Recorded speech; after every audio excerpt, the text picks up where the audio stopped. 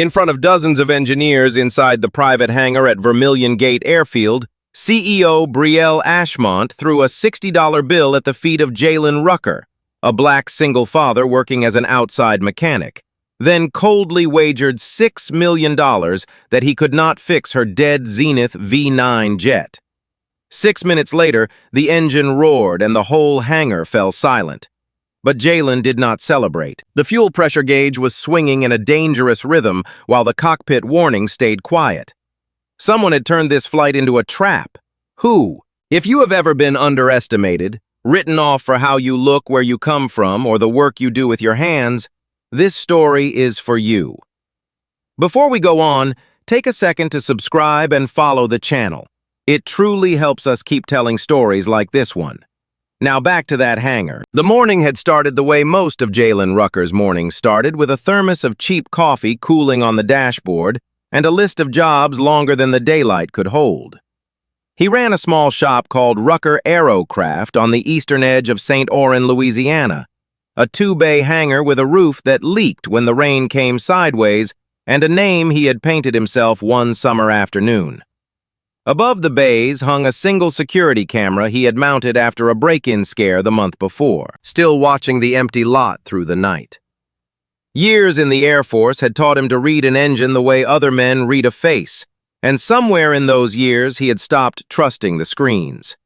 Machines lied on their displays all the time. In their sound, they never lied. His daughter Zadie rode beside him that day, 15 years old and quiet, a textbook open on her knees she was not really reading.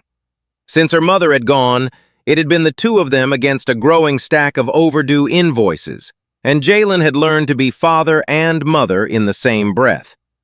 He did not talk much about the contracts he had lost to the large maintenance corporations that had moved into the region.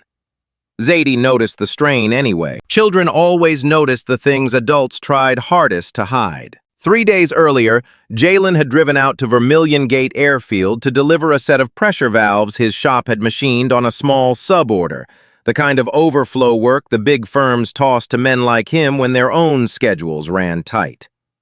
To reach the maintenance area that day, he had been handed a temporary access card and told to swipe himself through the side door. He had thought nothing of it.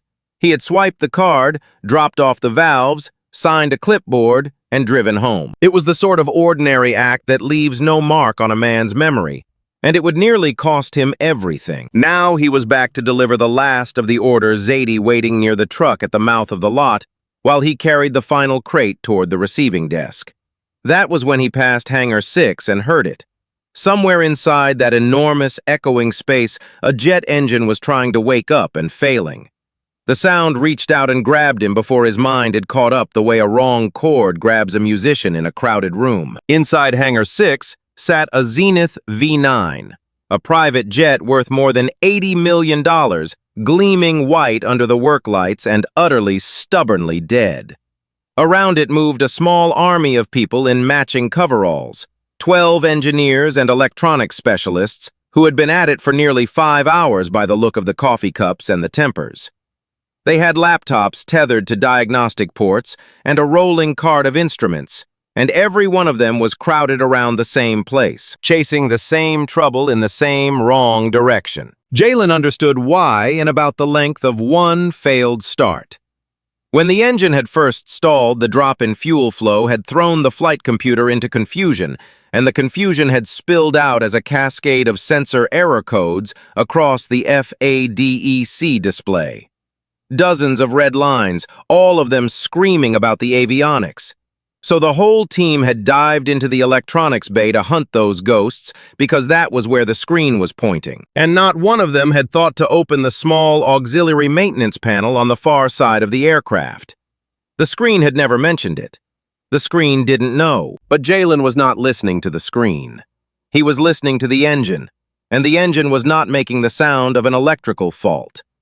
It was making the thin, choking sound of fuel that could not get through.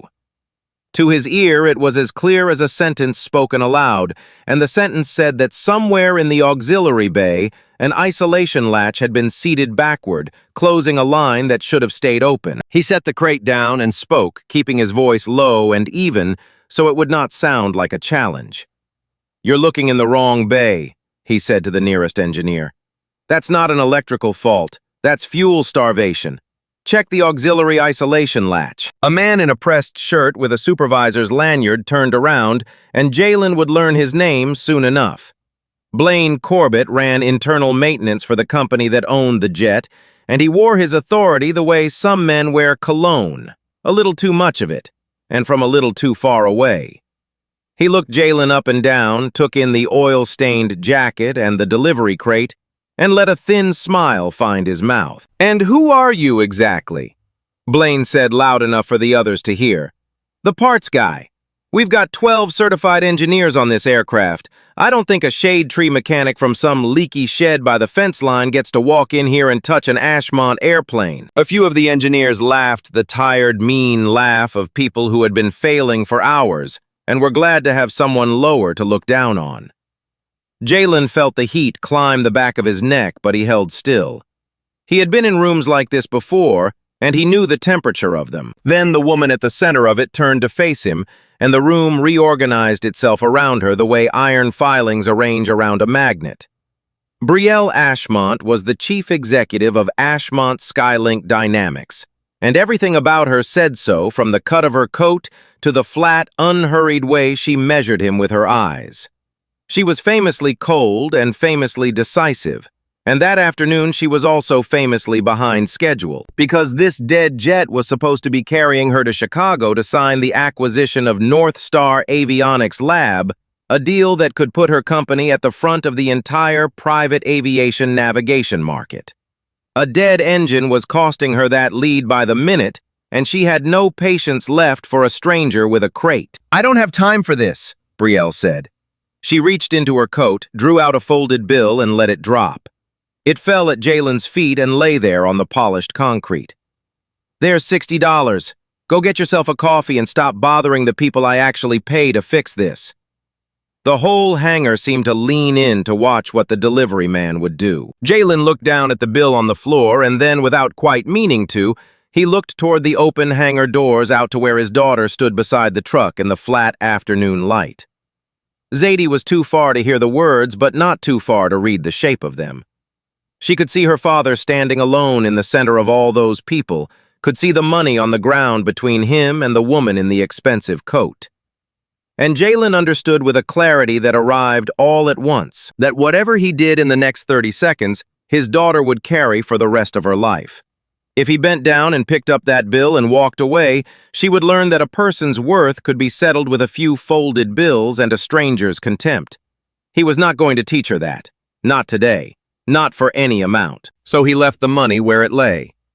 "I don't want your coffee," Jalen said, and his voice carried further than he expected because the hangar had gone quiet enough to carry it. "Give me 6 minutes. If I'm wrong, I'll walk out that door and you'll never see me again. And I'll never take another dollar of work from this company as long as I live. 6 minutes. That's all I'm asking." Something shifted in Brielle's face. Not softness, but interest. The cold interest of a person who has spotted an opportunity to make an example of someone. If this man wanted to embarrass himself in front of her entire technical team, she would give him a stage grand enough that no one would forget it. 6 minutes, she repeated, and now she was almost smiling. "All right. Let's make it worth everyone's time. You fix my jet in 6 minutes and I'll pay you $6 million. A ripple went through the coverall's disbelief and delight. "And when you can't, you'll leave and you'll take your little crate with you." Jalen did not smile back. He had learned that promises made in anger have a way of evaporating once the anger cools, and he had no intention of letting this one evaporate. "Say it again," he told her. "Say it in front of the camera. And in front of all of them so nobody has to remember it wrong later." Brielle's jaw tightened at being managed, but pride would not let her back down in front of her own people. She turned toward the security camera mounted in the corner of Hangar 6, lifted her chin and said it clearly for the lens and for the room. "If this man repairs my aircraft within 6 minutes, Ashmont Skylink Dynamics will pay him $6 million. You all heard it." They all heard it. Jalen crossed to the far side of the Zenith V9 to the small panel none of the 12 engineers had opened and he felt Blaine trailing behind him with his arms crossed, ready to narrate the failure. Jalen ignored him. He worked the fasteners loose, folded the panel down, and there it was, exactly where the sound had told him it would be. The auxiliary fuel line isolation latch had been seated the wrong way around, its arrow pointing closed where it should have pointed open, choking the line as neatly as a thumb over a garden hose. For a moment he looked at it and something small and cold turned over in his chest, because a latch does not reverse itself. Someone's hand had set it that way. He filed the thought and kept moving. He reached in, freed the latch, and turned it to its correct seat with a click he felt more than heard. Then he stepped back and called toward the cockpit where the pilot sat watching through the windscreen. "Try the start now," Jalen said. The pilot ran the sequence. There was the whine of the turbine spooling the same beginning as all the failed attempts, and for a heartbeat, nobody breathed. Then the whine climbed instead of dying, caught deepened, and the Zenith V9 came alive with a full-throated roar that rolled through the hangar and rattled the tools on the carts. Just as the 6th minute ran out with only seconds left on the clock he had set for himself, the dead jet was breathing again. The silence that followed the roar was total. 12 engineers stood with their mouths slightly open. Blaine's arms had come uncrossed. Brielle stared at the aircraft as though it had betrayed her, and then at Jalen as though she were seeing him for the first time and did not yet know what she was looking at. Jalen should have felt triumph. He had earned it in front of every person who had laughed at him. But triumph never came because fixing the mechanical fault had only lifted a curtain on something worse behind it. With the engine finally running, the instruments were finally live, and Jalen's eyes went where a mechanic's eyes always go, to the gauges. The fuel pressure needle was not steady. It was swinging, rising and falling in a slow, wrong rhythm, the kind of oscillation that means a real problem living somewhere deep in the fuel system, a problem that had nothing to do with a backward latch. That alone would have troubled him. What turned the trouble to ice was the thing that was not happening. A swing like that should have lit the cockpit up like a holiday, should have thrown a caution message across the pilot's display and sounded a tone in his headset. But the cockpit was calm. No caution, no tone, no warning at all. The gauge was saying danger in the plainest language it had, and the warning system was answering in perfect confidence that everything was fine. Two systems looking at the same fuel telling two opposite stories. One of them was lying. "Shut it down," Jalen said, and the sharpness in his voice cut through the stunned quiet. "Shut the engine down, now!" The pilot hesitated, glancing toward Brielle, and Blaine found his tongue again, ready to accuse the delivery man of ruining his own miracle. But Jalen was already moving toward the cockpit, one hand raised. "That jet started," he said. "That doesn't mean it's safe. The pressure's oscillating and your warning system isn't saying a word about it. If this airplane takes off and that line drops out at altitude, your pilot won't get told until it's too late to matter." He looked from the pilot to Brielle, and he did not blink. "You wanted it fixed in 6 minutes. It's running. But I'm telling you right now, as the man who just fixed it, this aircraft is not fit to fly." Outside, past the wide doors, Zadie was still watching, and she saw her father raise his hand to stop a jet worth $80 million alone against all of them. She did not understand yet what he had seen. She only knew the shape of him standing his ground, and she held on to it. For a moment it seemed the roar of the engine had settled the matter in Jalen's favor. Then Blaine Corbett found a way to turn the victory inside out, and he did it fast, the way a man does when he has been rehearsing the move in his head. "Convenient," Blaine said loud enough to reach the whole hangar, spreading his hands as if inviting everyone to see the obvious. A stranger walks in off the delivery dock, knows exactly which panel to open, exactly which part to touch, and fixes in 6 minutes what 12 certified engineers couldn't crack in 5 hours. You want to know what that looks like to me? It looks like a man who already knew what was wrong because he's the one who broke it. The mood in the room turned again quick as weather. The engineers who had been staring at Jalen with grudging awe now looked at him with narrowing eyes, and Blaine pressed the advantage while he had it. He reminded them with the wounded satisfaction of a man producing evidence that Rucker Aerocraft had delivered components for this very aircraft's auxiliary fuel system just 3 days before. That made Jalen the one outsider with a direct recent, documented connection to the exact bay where the fault had been found. "Check the records," Blaine said. "His shop's fingerprints are all over that fuel system. He set this up. He sabotaged an $80 million jet so he could ride in like a hero and walk out $6 million richer. That's not a mechanic. That's a con man with good timing." It was a clean story. And clean stories are dangerous precisely because they are easy to believe. Brielle stood between the running truth of what she had just witnessed and the tidy accusation Blaine was handing her, and Jalen watched her weigh them. On one hand, this man had proven something real in front of everyone. On the other, he was the only person in the building whose recent history touched the broken system, and $6 million was a powerful motive to manufacture a miracle. She made the decision an executive makes when she cannot yet tell which story is true. She contained the risk. "Hold him in the technical review room," Brielle said to her security lead. "Nobody signs anything, nobody pays anything until I know what happened to this aircraft. And pull the access logs. Every swipe, every door going back a week." They walked Jalen out of Hangar 6, and the walk took him past the open doors, past the flat afternoon light where Zadie still waited by the truck.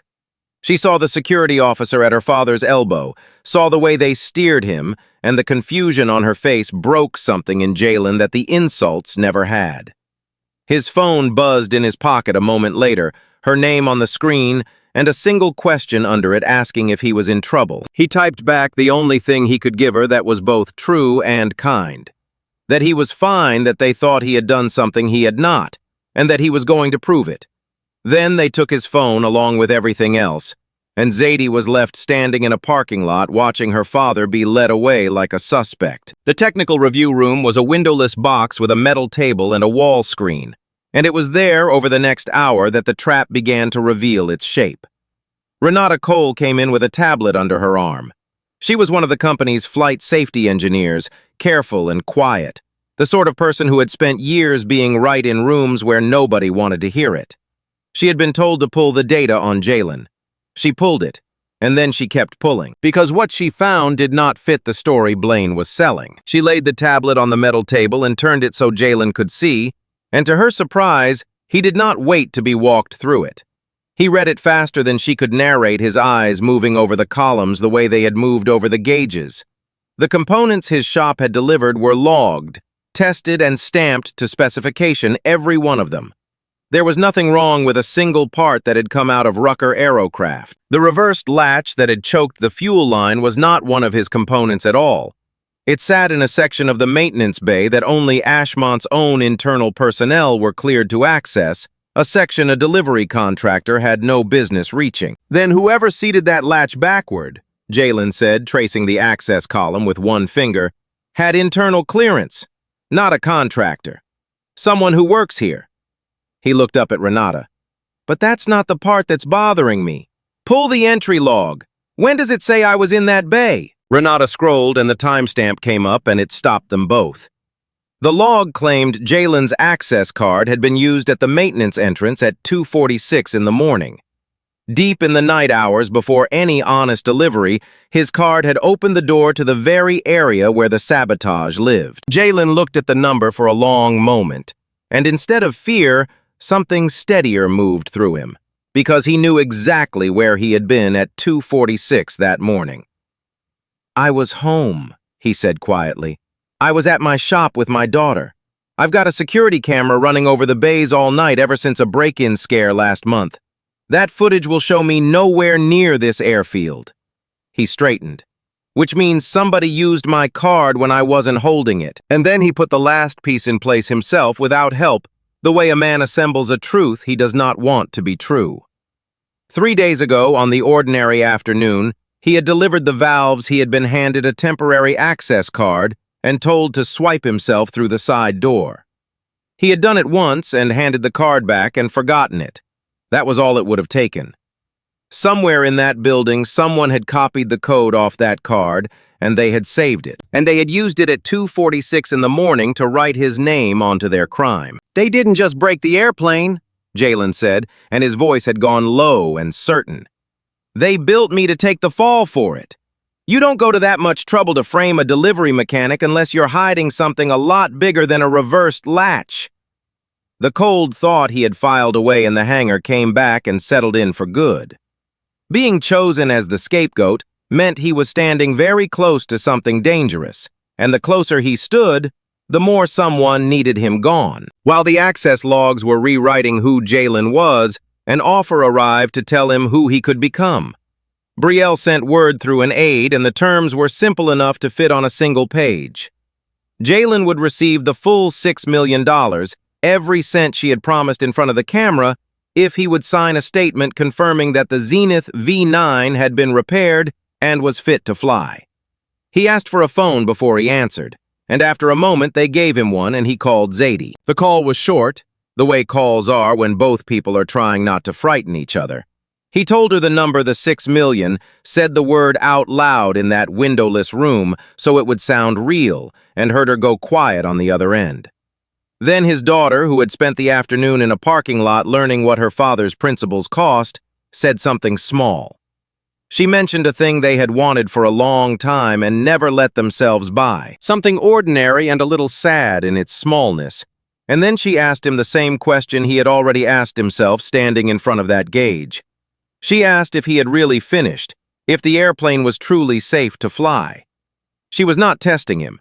She was 15 and she wanted the money, and she also wanted her father to be the man she thought he was. And she did not yet know those two wishes were about to collide. Jalen closed his eyes in the metal room and let his daughter's questions settle the thing that had never really been in doubt. He handed the phone back and gave Brielle's aide his answer. He would not sign. "That money could save my shop," he said, and he meant it, every word of it, built on years of overdue invoices. "It could pay off everything I owe.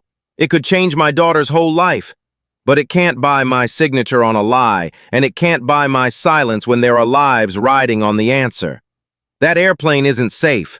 I won't put my name on paper that says it is not for 6 million, not for 60. The aide carried the refusal back, and when Brielle heard it, something in the way she thought about Jalen Rucker changed for good. She had spent the afternoon deciding whether he was a con man or a fool. It had not occurred to her that he might simply be a man who could not be bought, and that possibility unsettled her more than the sabotage did, because it held up a mirror to a company full of people who could. It was Renata who gave Jalen the piece that turned suspicion into a case. She told him in the low voice of someone confessing an old wound that she had filed report after report about pressure oscillations in this jet's fuel system over the past months, and that every one of those reports had been closed by Blaine Corbett with the same 3 words. Temporary sensor error. Filed closed, buried again and again. Jalen felt the whole shape of it come together, and he was the one who said it aloud. "That oscillation isn't new," he said, slowly working it in front of her. "It's a real hardware fault, and it's been living in this airplane for months. Your reports prove it was there long before I ever touched a valve." He looked at the wall as though he could see through it to the jet. "So here's what I don't understand yet, and then here's what I do." The gauge in that cockpit was screaming about the pressure. The warning system said nothing. A real fault, and a warning system trained to stay quiet about it. His jaw set. Somebody got into the software and taught that airplane to hide a danger that was already inside it. And once he had said that the rest of the architecture stood up on its own because Jalen had spent his life around machines, and he knew that damage this deliberate does not come from a single hand. 2 hands, he said. One hand seats a latch backward, something crude, something loud, something they know a good mechanic will find and fix so the airplane looks solved and everybody relaxes. And underneath it, a second hand, a quieter one, hides a real hardware fault, so that when this jet climbs to altitude, nobody gets warned in time. He looked at Renata. The broken latch was never the sabotage. It was the smoke. The software is the fire. That was the moment the story stopped being about a humiliating bet in a hangar and became something far more dangerous. an investigation into the deliberate sabotage of an aircraft, and Jalen Rucker was standing in the middle of it whether he wanted to be or not. Brielle made her decision on the strength of that reasoning. She ordered the Zenith V9 locked down, grounded the Chicago flight, and placed the entire maintenance dataset into independent review out of the hands of her own internal team. It was the responsible choice, and it detonated inside the company like a charge. Alton Graves came to her office within the hour, and his anger arrived dressed as concern. As chief operating officer, he had a great deal to lose if this deal slipped, or so he made it sound. He warned Brielle that if she missed the North Star signing, the board would remember it as the day she let one outside mechanic's paranoia blow up the most important acquisition of the year. He was persuasive and urgent, and just a little too invested in getting that airplane back in the air. The pressure did not stay inside the building. By evening, the story had leaked twisted into a headline about how some outside contractor had grounded the private jet of the Ashmont chief executive, and the version that reached the public made Jalen sound like either a saboteur or a crank. His phone returned to him at last, filled with messages from the handful of clients Rucker Aerocraft still had, and several of them were putting their contracts on hold until the noise died down. He had refused $6 million to tell the truth, and the truth was quietly costing him the little he had left. Working from Jalen's diagnosis from his insistence on where the real fault lived, Renata knew exactly where to dig now, and together they found it. Buried in a software update to the fuel coordination module was a change that did precisely what Jalen had described. Under certain flight conditions, the module would delay the low-pressure warning by nearly 18 seconds, long enough for a jet at cruising altitude to slide into real danger before its pilot was ever told. The logs confirmed the other half of what Jalen had reasoned. Blaine Corbett had indeed entered the hangar the night before, which explained the crude mechanical work that reversed latched the smoke. But Blaine's access reached only to the physical aircraft. He had no authority whatsoever to push a software update to the fuel coordination module. The quiet second hand, the one that had taught the airplane to lie, belonged to someone who sat much higher than a maintenance supervisor. Jalen's suspicion found its target when he noticed something in the way Alton Graves talked. Alton knew details about the internal software gateway that no one had reported publicly, details a man in operations should not have had at his fingertips. And when Jalen mentioned it to Renata, an older thread pulled tight because Lionel Ashmont Brielle's father and the company's founder had already warned his daughter that Alton had fought the North Star acquisition again and again. If the deal went through, the operations division Alton controlled would be restructured out from under him. Alton, for his part, could feel the two of them closing in, and he made the move that men like him always make when reasoning fails. He sent a quiet offer to Jalen through a third party, $700,000 to pack up, leave St. Oran, sign a non-disclosure agreement, and let every technical finding die on the vine. Jalen did not tear it up, and he did not throw it back. He kept it folded and dated one more piece of evidence in a case that was no longer only about a jet. The offer Jalen kept in his pocket turned out to be the smallest of Alton Graves's mistakes. While Jalen folded that page away, Renata Cole was still inside the system, and she found the thing that put a name to the quiet second hand. The software update to the fuel coordination module, the one that had taught the airplane to delay its own warning by nearly 18 seconds, had been pushed from an executive-level account, Alton's account. The record sat there in plain text, a signature no operations man could explain away. Once the framing collapsed, there was nothing left to hold Jalen on. His shop's camera footage placed him at home at 2:46 in the morning, and the copied card explained the rest, so Brielle ordered him released from the review room. He did not go home. He stayed because the airplane was still grounded, and the man who had poisoned it was still walking the building. The same night the record surfaced, Blaine Corbett tried to leave. Someone at the airfield saw his car loaded and moving toward the highway out of Louisiana, and security stopped him before he reached the county line. Cornered with the access logs and the reversed latch and his own late-night entry all pointing at him, Blaine did what frightened men do. He confessed to the part he could not deny, and swore he knew nothing about the rest. He admitted that Alton had paid off his gambling debts in exchange for a favor, a small, ugly favor. He had seated the auxiliary latch backward to create a fault that would ground the jet and cost Brielle her flight, and he had copied the code off Jalen's temporary card during that delivery 3 days earlier to leave a stranger holding the blame. But the software Blaine insisted again and again was not his.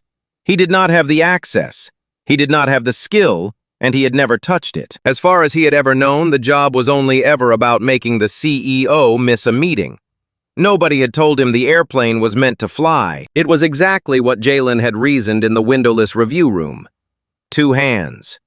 Blaine's confession confirmed the crude one, the smoke, and left the quiet one standing alone in the light. And it told Jalen something worse than what he had already guessed, because a man who only wanted to delay a flight would have stopped at the latch. The software meant someone wanted the airplane to fly, wanted it to climb to altitude with a hidden fault and a silenced warning, so that when it failed, it would fail as evidence that Brielle Ashmont could not keep her own aircraft safe. For the first time since the $60 bill had landed at his feet, Jalen felt the full weight of what he had walked into. He had come to that airfield to drop off a crate of valves and go home to his daughter. Instead, he had put himself between a killed aircraft and the man who had killed it, and that man had money position and a rival corporation standing behind him. A mechanic from a leaky shed by the fence line was not supposed to survive a collision like that. Jalen decided he would anyway. At the emergency board meeting, Alton did not retreat. He attacked, and he was good at it. He stood before the directors of Ashmont Skylink Dynamics and told them a story with just enough fact in it to poison the rest.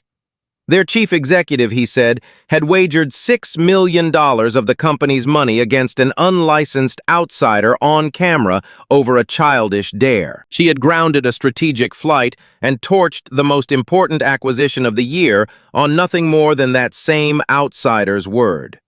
This was not caution. This was a leader coming apart under pressure. He turned Jalen's refusal to be bribed into a performance, calling it blackmail theater. A con man holding an airplane hostage for a payout. He turned Brielle's careful decision to ground the jet into evidence of panic. And it worked, at least for a while. A few of the directors began to nod along because Alton was offering them the comfortable version, the one where nothing was really wrong except a mechanic's greed and an executive's nerves. Brielle felt the room tilting away from her. Jalen, somewhere down the hall, was one signature away from a lawsuit that would take his shop, his name, and any future he had in aviation. This was the lowest point, the place where the man telling the truth looked like the criminal, the woman protecting lives looked like she was destroying a company, and the one who had engineered all of it stood a breath away from winning. Alton pressed his advantage toward the only finish that would save him. He called for the board to vote then and there to suspend Brielle from her position, and in the same motion to hand Jalen's file to the company's lawyers and charge him with commercial sabotage. It was a clean, fast execution, and it left Brielle standing at the hardest fork of her life. She could deny the bet, disown the man she had humiliated, and feed him to the lawyers to save her own seat. Or she could admit, in front of the people who could end her career, that she had been wrong and protect what had really happened, even if it cost her everything. She chose to stand by the facts, and she did it without flinching. She told the board that yes, she had thrown a $60 bill at a working man's feet and told him to go buy a coffee. Yes, she had turned his dignity into a spectacle and wagered $6 million to humiliate him. She said it plainly, the way you set down something heavy you have carried too long. But then she told them that her mistake as a leader did not change a single thing about the aircraft, and that if they voted to put that jet back in the air to protect her pride, they would be making a far worse decision than any she had made in that hangar. Then the door opened, and Jalen walked in with Renata beside him. He did not tell them about the leaking roof or the overdue invoices or the daughter waiting at home. He did not ask for sympathy, and he did not ask for his money first. When Alton's word blackmail was still hanging in the air, Jalen laid a single folded page on the table in front of the directors and let them read it for themselves. It was Alton's own offer dated $700,000 to leave town and stay silent. "If anyone in this room was buying silence," Jalen said evenly, "it wasn't me." The word blackmail changed direction and went looking for the man who had thrown it. Then he put a simulation on the room's main screen and let the machine speak in the only language these people would trust. Under the failure conditions built into that software, if the Zenith V9 had taken off, the low-pressure warning would have reached the pilot nearly 18 seconds late in an emergency. 18 seconds, he told them quietly, was the difference between a luxury flight and a smoking hole in a field. The numbers on the screen did what Jalen's word alone could not. The directors who had been nodding along with Alton stopped nodding because a simulation does not have a shop to save or a bet to win. It simply told them how many seconds a pilot would have lived in the dark. And then Lionel Ashmont rose, the founder, Brielle's father, who had sat silent through all of it, and he laid down the last piece. He had found where Alton's loyalty had really gone. Alton had been in quiet contact with Cobalt Stratus Group, a rival that wanted the North Star deal dead so it could buy up the same technology assets for pennies once Ashmont stumbled. Alton had not merely tried to unseat his chief executive, he had sold out the entire company, and the sabotaged jet was going to be the proof of Brielle's failure that handed a competitor the keys. The room that had been tilting toward Alton went still, and then it turned. The board acted quickly once the floor had shifted under them. Alton Graves was suspended on the spot, his file routed to federal investigators, and an independent audit was ordered across the company's entire flight safety operation. Blaine Corbett was fired and left to cooperate with the investigation in exchange for whatever mercy that might earn him. And Renata Cole, whose warnings had been buried under 3 words for months, had every one of those reports restored to the record and was given a direct line to the board on matters of safety, so that no supervisor could ever quietly close her again. A few days later, Brielle Ashmont drove out to the eastern edge of St. Oran and walked into Rucker Aerocraft. She came without bodyguards, without the armor of her title, without an aide to carry an offer she could hide behind. She set an old $60 bill on the workbench, the same denomination she had thrown on a hangar floor, and in front of Zadie and every mechanic in the shop, she apologized to Jalen Rucker. Not the careful non-apology of a company protecting itself, but the plain kind, the kind that costs something to say. She told him the board had approved the full $6 million, not as the prize from a cruel bet, but as an emergency reward for catching a safety failure that would have killed people. And Jalen, who had refused that same sum when it came wrapped in a lie, still did not reach for the pen. He set his terms first. The money could not buy his silence. It could not stop him from testifying to the investigators. And it could not be used to make him certify that airplane or any airplane as safe before the inspection was truly finished. Brielle agreed to every word. Zadie stood near the shop's open bay through all of it the way she had stood near the hangar doors on the afternoon this began. She had watched her father be led away like a suspect, had heard him say on the phone that the airplane was not safe, when the safe thing to say would have made them rich. Now she watched the woman who had thrown money at his feet stand in his shop, call him by his full name, and mean the apology.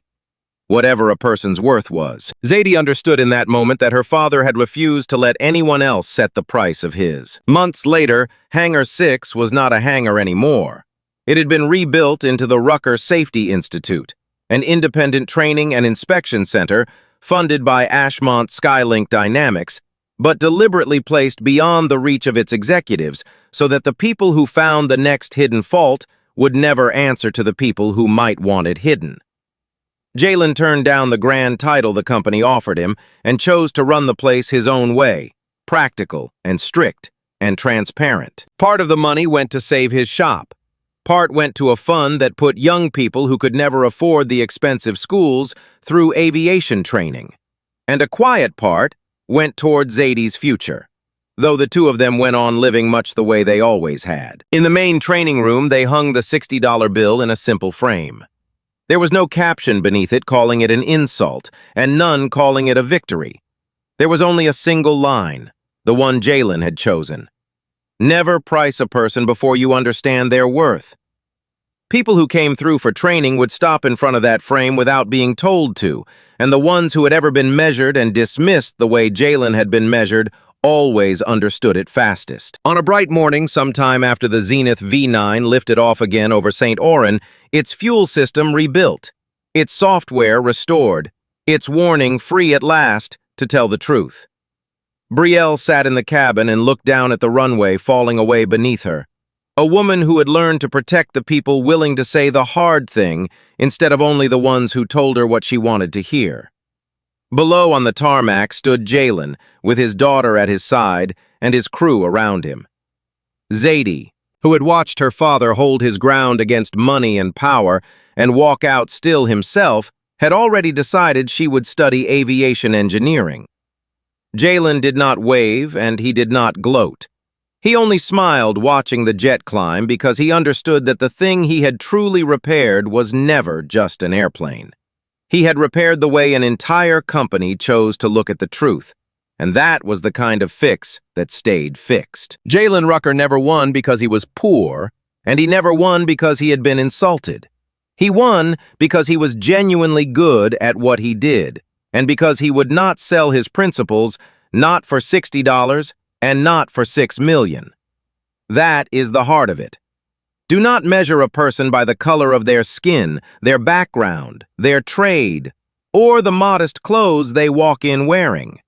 Real skill does not need to announce itself, but when the deciding moment comes, it can silence even the proudest people in the room. And the deeper lesson is quieter still. A fairer world does not begin with grand gestures. It begins with the simple willingness to listen to the people we are quickest to overlook. If this story moved you or reminded you of someone who deserved better than the world gave them, take a moment to subscribe and follow along. Every follow helps us keep telling stories about ordinary people with extraordinary character. Thank you for listening.